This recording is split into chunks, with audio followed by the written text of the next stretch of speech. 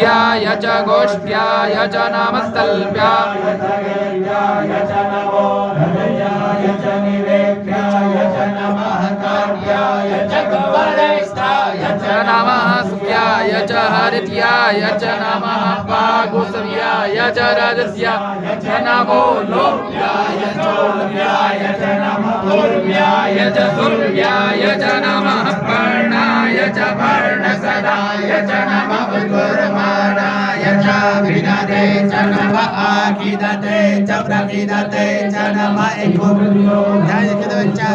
नमो नमो भगिरिकेभ्यो देवानागुरुदेभ्यो नमो विष्णुदेभ्यो नमो विष्णुदेभ्यो नमः आदिगतेभ्यो अन्धसस्पदे दरिद्रनीलमो